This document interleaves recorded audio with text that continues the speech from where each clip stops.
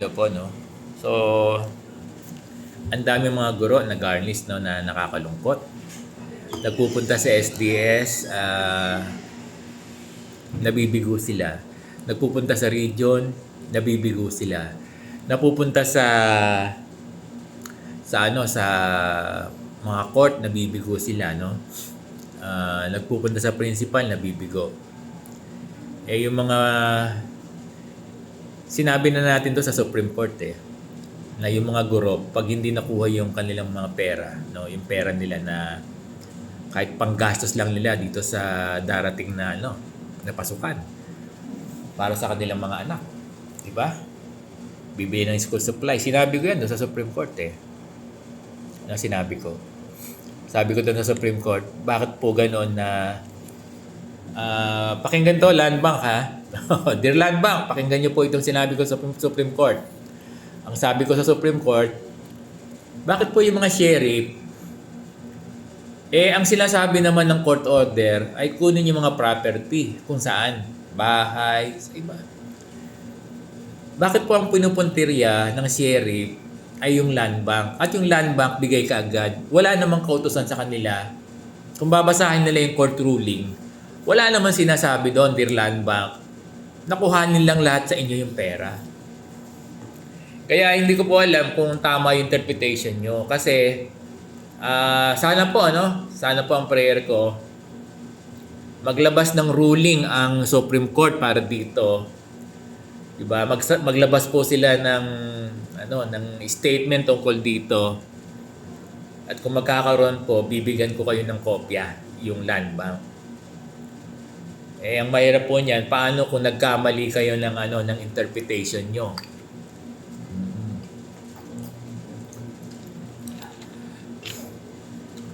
Halimbawa, naging pabor yung ilalabas, yung magiging sagot ng Supreme Court doon sa ating hiling, sa ating request. Naging pabor sa guro. Halimbawa lang, iko-complyan ng Land Bank. Kung nagkamali ang Land Bank, hindi natin alam kung paanong kung paanong gagawin. Oo, kaya sana yung Land Bank po muna bago mag-decide, i-decide muna po sana ng legal ng Land Bank, Land Bank National. Paano po kung mag-rule out ang Supreme Court na may mali doon sa implementation nyo? Paano ngayon?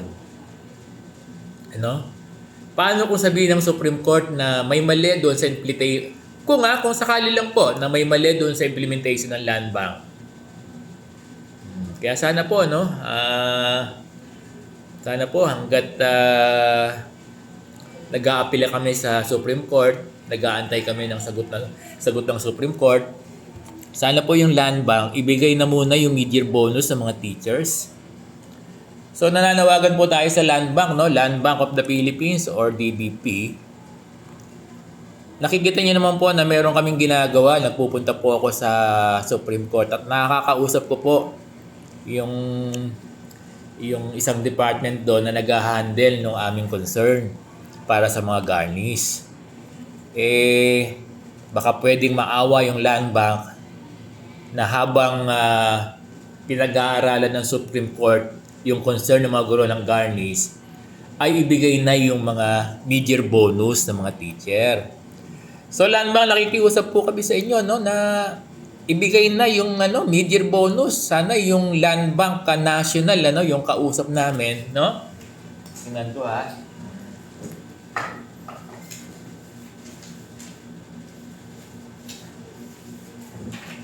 Eto Dali lang, ha.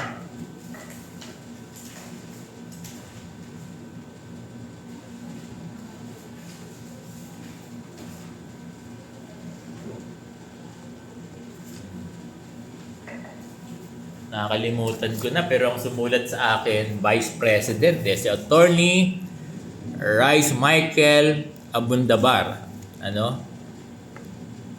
Nasabi sumusunod lang daw sila sa Rule 39. Sana gusto ko pong ipaabot kay Attorney Rice Michael S. Abundabar, Vice President ng Land Bank Philippines.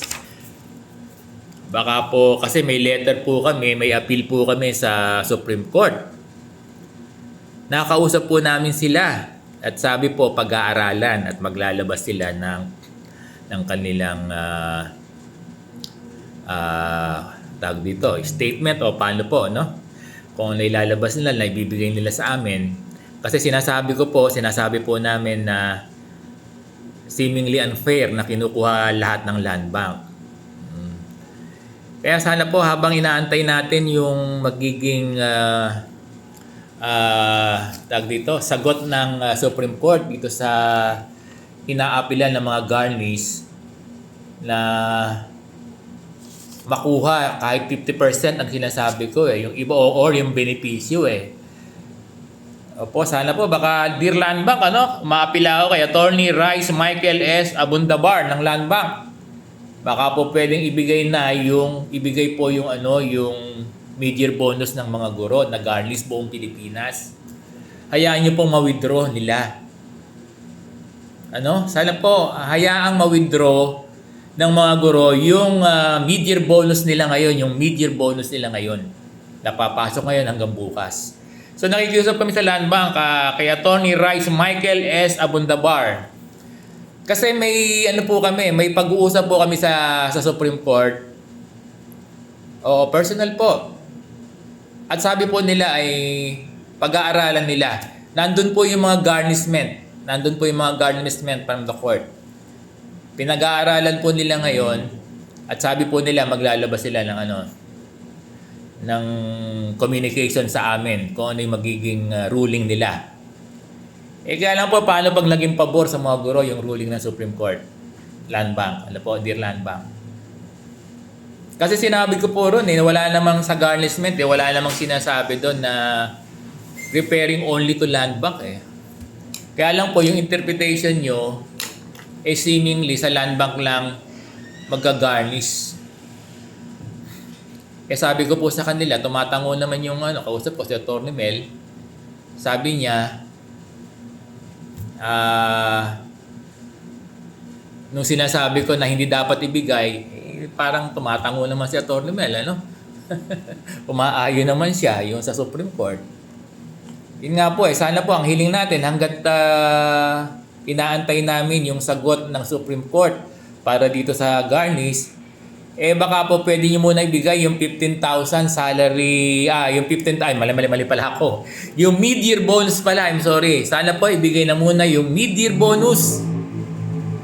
Mid-year bonus ng mga guro. Kasi ang dami naman pong kinakaltas nyo Dapat salary na lang ang kinakaltas